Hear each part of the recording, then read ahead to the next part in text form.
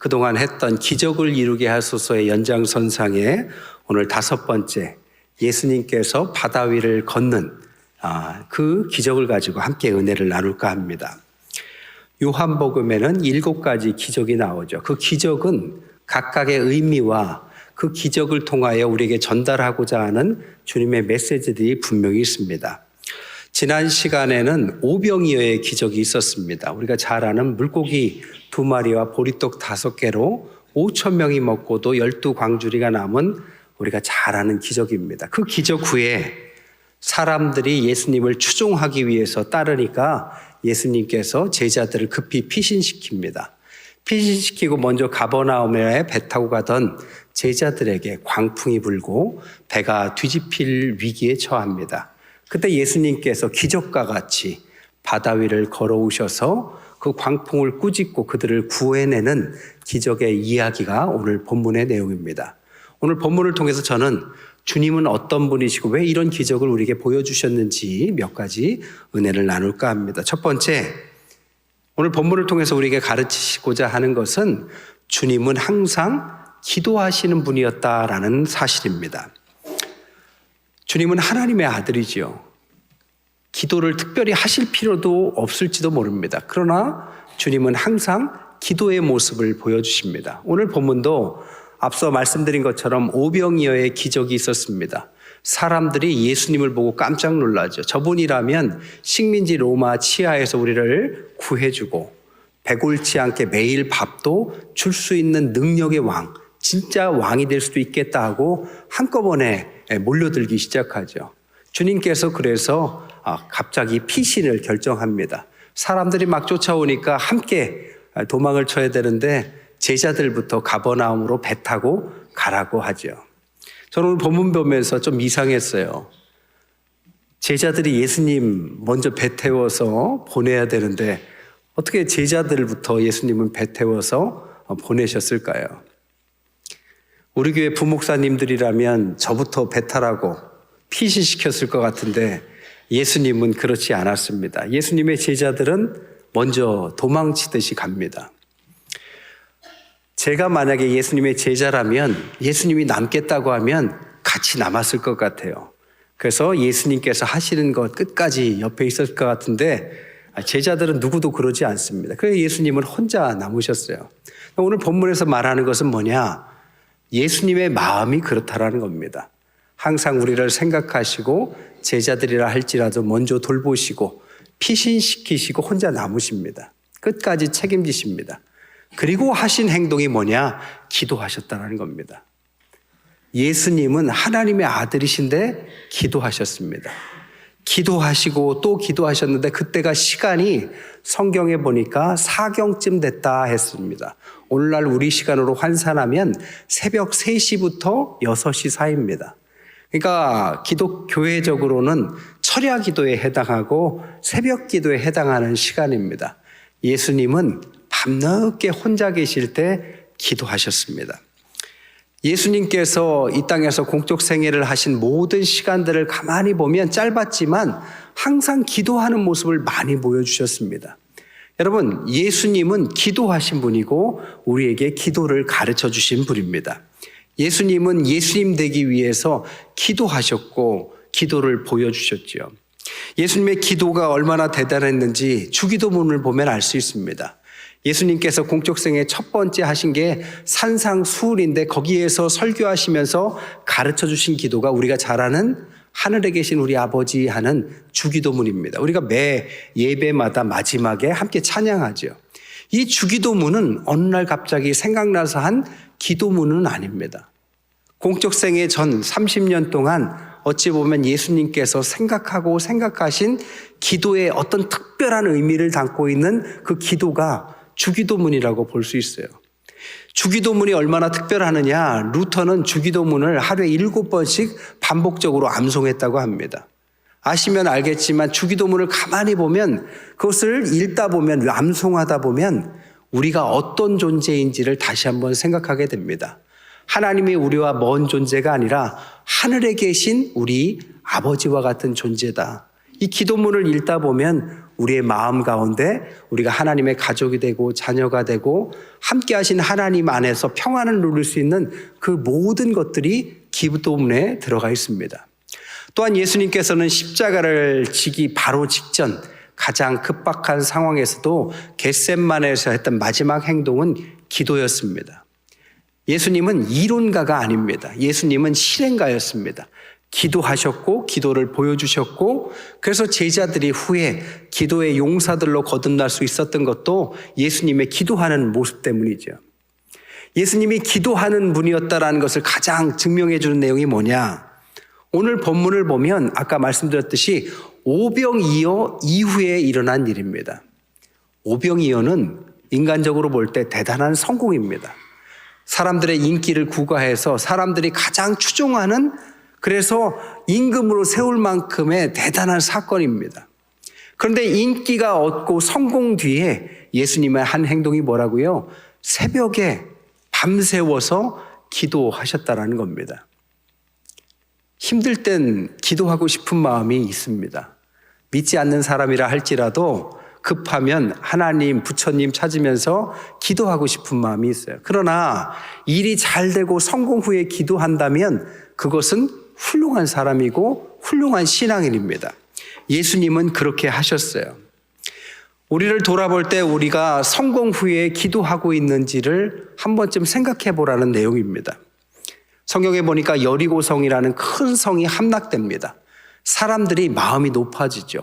야, 우리에게 이런 큰 성공이 있었구나. 그 뒤에 있었던 작은 성 아이성 앞에서는 맥도 못 추리고 실패합니다. 왜? 마음이 높아졌기 때문에. 엘리야는 850명의 이단 선지자들과 함께 싸움을 하고 이깁니다. 대승을 거둔 후에 우울증에 걸려요. 왜? 큰 성공 뒤에 마음이 높아졌기 때문입니다. 주님은 기도하시는 분입니다. 그래서 우리에게 기도를 가르쳐주고 이런 성공 뒤에도 기도하라는 의미로 기도의 자리를 찾았다라는 것입니다. 기도의 골방이 필요해요. 성경에 보면 야곱이 급할 때마다 하나님은 베델로 가라 이런 말씀을 많이 하셨습니다. 베델은 어디입니까?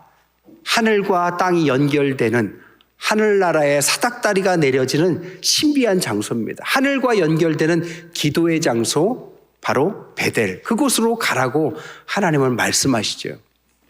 한국에서도 한국 목회 데이터 연구소에서 2,000명을 설문조사해 보니까요, 영적인 갈급함이 있느냐라고 물었더니 2022년도에는 58%가 그렇다 했는데 2023년도에 조사해 보니까 64%까지 올라갔다고 합니다. 세상이 더 깊어지고 복잡해질수록 영적 갈급함을 더 느낀다는 거죠. 특히 60대를 조사해 봤더니 2022년에는 60%가 2023년에는 70%로 늘어났다고 합니다. 그래서 사람들에게 물었습니다. 2,000명에 어떻게 영적 갈급함을 해결해야 될 것 같으냐? 3위가 목사님의 설교를 들어야 된다. 2위가 찬양을 해야 한다. 1위가 뭘까요? 기도해야 한다. 잘 몰라도 다 알고 있어요. 기도해야 되는 걸 모르는 사람은 모르는 크리스찬은 없습니다. 하지만 기도하지 않죠.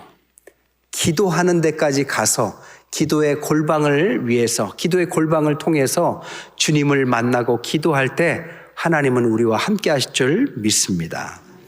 두 번째로 오늘 본문이 우리에게 가르쳐 주신 것은 주님께서 바다 위를 걸어오신 기적을 보여주셨다는 겁니다.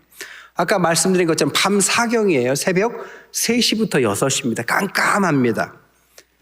그런데 주님께서 어떻게 제자들이 어려움이 처한 줄 알고 그곳까지 바다 위를 걸어오셨을까요?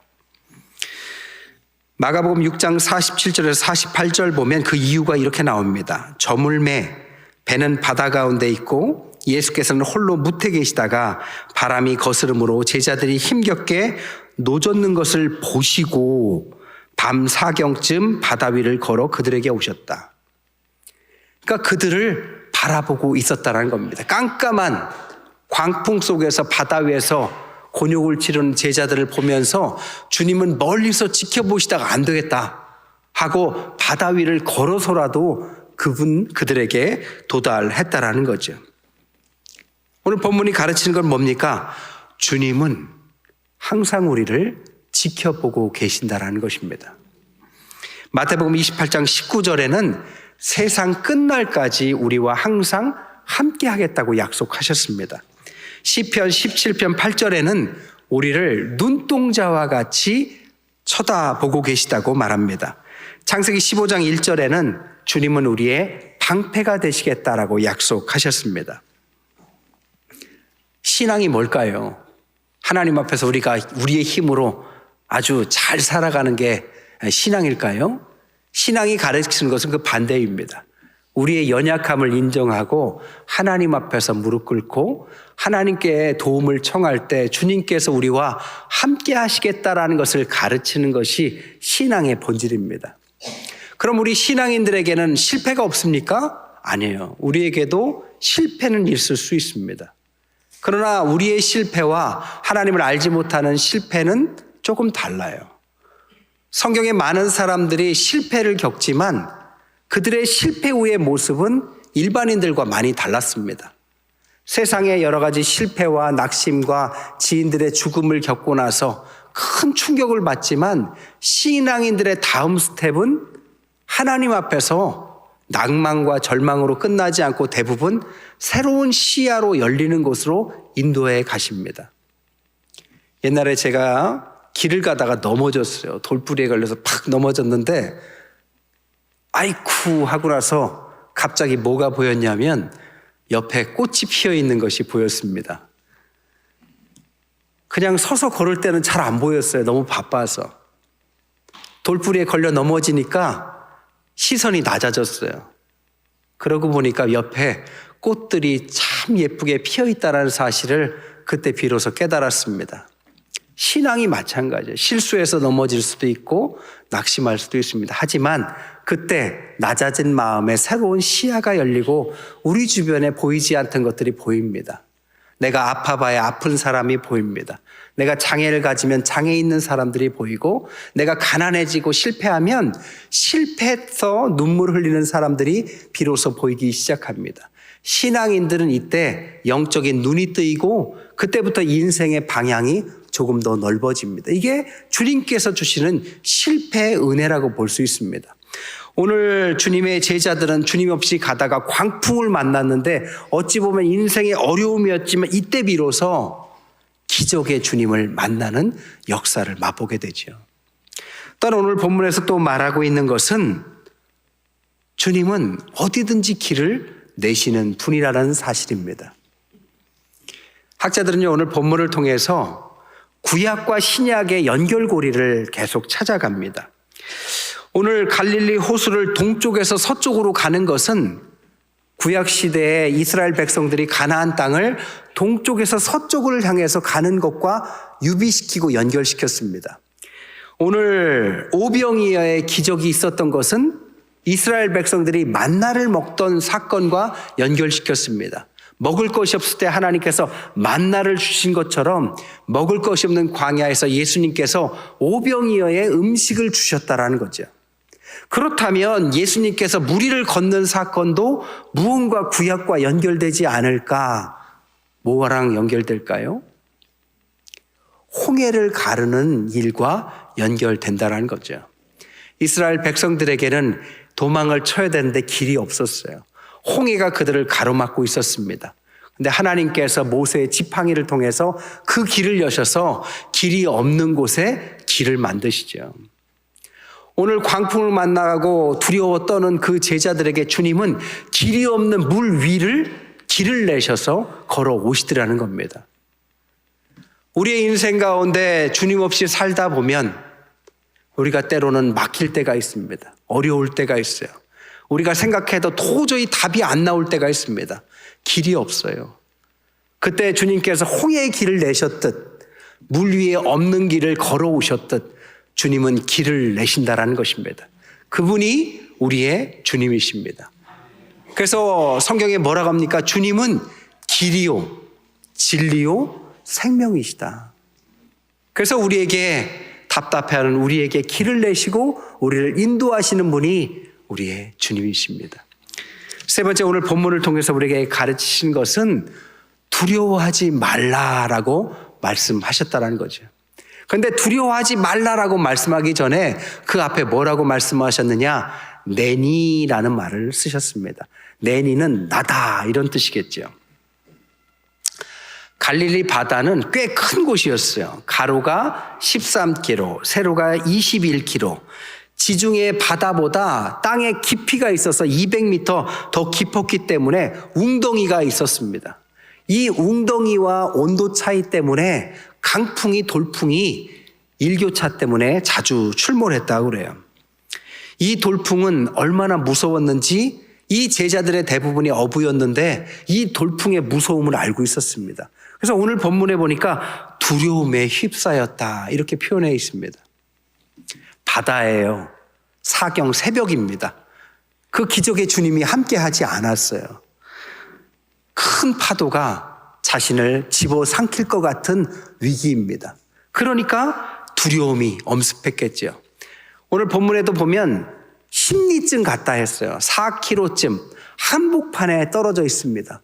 그러니까 누가 봐도 두려움에 처해 있는데 이 두려움에 처해 있는 그들에 대해서 성경은 그들은 두려움에 처할 만하다라고 말하지 않고 오히려 질책하고 있습니다. 마가복음 6장 52절에 오늘 본문을 가지고 뭐라고 말을 하느냐? 이는 그들이 그 떡대시던 일을 깨닫지 못하고 도리어 그 마음이 둔하여졌음이로라. 성경은 그들이 두려워했다가 아니라 그들의 마음이 둔하여졌다라고 표현했습니다. 둔하여졌다의 원어의 뜻은 마음을 내리짓누르다, 가볍게 여기다 이런 뜻입니다. 그러니까 무슨 뜻이냐? 너무 문제가 커서 하나님을 향한 믿음이 약해졌다 이런 뜻입니다. 이 사건이 언제 일어났다고요? 오병이어의 기적 이후에 이어진 일이라고요. 오병이어의 기적을 제자들이 맛봤어요. 그래서 하나의 도시락 가지고 그렇게 많은 사람들이 자기들도 다 먹었어요. 그리고 나서 배 타고 가다가 만난 사건인데 여러분 오병이어의 기적을 맛봤으면 믿음이 커졌겠죠. 주님이 어떤 분인지 경험했겠죠. 근데 광풍이 부니까 금세 마음이 둔화해졌어요. 믿음이 약해졌어요. 그게 인간이라는 거죠. 주일에 제가 설교를 하고 은혜를 받으면 여러분의 얼굴이 환해져요. 근데 다음 주에 보면 어두워져 와 있어요. 세상에서 무슨 일을 겪으셨는지 몰라도 마음이 둔해져 와요. 그럼 제가 속으로 생각합니다. 그렇게 믿음이 약해졌으면 새벽 기도라도 좀 나오시지. 수요 예배라도 좀 나오셔서 다시 좀 믿음을 얻어 가시지. 제가 혼자 생각한다고요.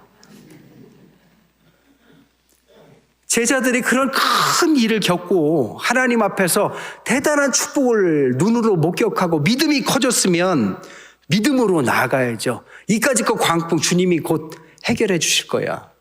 우리를 죽이시겠어? 주님 살아계신데 금방 우리 맛봤잖아. 누구라도 그런 말을 할 법도 한데 누구도 그런 마음을 갖지 않았습니다. 여러분, 이런 상황의 문제는 풍랑이 문제인 것 같지만 누가 문제입니까? 바로 우리가 문제예요. 우리가 믿음이 너무 약한 게 문제입니다.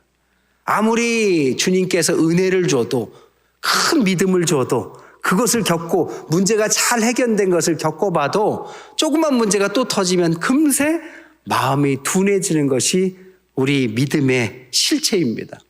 여러분, 지금까지 우리를 인도하신 하나님이라면 내일부터 인도 안 하시겠어요? 당연히 내일도 모레도 인도하시겠죠. 그 하나님을 왜 이렇게 우리는 믿지 못하는 걸까요? 여러분, 수학 문제를 줬다고 생각해 보세요. 그러면 초등학생은 그것이 어렵다면 중학교쯤 되면 좀 쉬울 것이고 고등학교, 대학교로 가면 그런 아이들의 입장에서는 그 문제 별 문제 아닐 겁니다.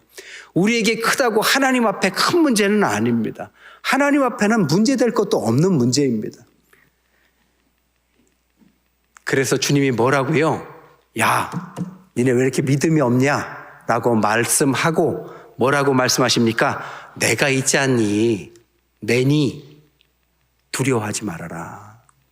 이 nen이라고 말하는 원어가 에고 에임입니다. 나는 이다라는 뜻입니다. 이 원어의 히브리어에 공통되는 단어가 뭐냐? 모세가 떨기나무에서 하나님을 만났을 때 하나님 이름이 뭐라고 제가 불러야 될까요? 할 때 I am what I am 이라고 말씀했던 그것이 에고 에임입니다. 나는 스스로 있는 자다. 나는 나다. 나는 하나님이다. nen이 두려워하지 말라. 나는 하나님이다. 두려워 떨고 바로 앞에 가는 것을 주저하는 모세에게 야, 너 모세야 라고 말씀하시지 않고 나는 하나님이야. 걱정하지 말고 함께 할 테니 가라라고 말씀하신 하나님이 오늘 풍랑 가운데 흔들리고 믿음이 약해진 제자들에게 너희들이 누구냐? 왜 아직도 믿음이 없니라고 말씀하시지 않고 나는 너희들의 주님이야. 너희와 함께 할 거야. 걱정하지 마. 두려워하지 마.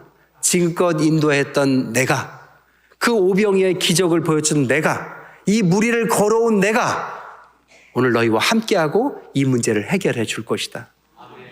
그렇게 말씀하셨다는 겁니다.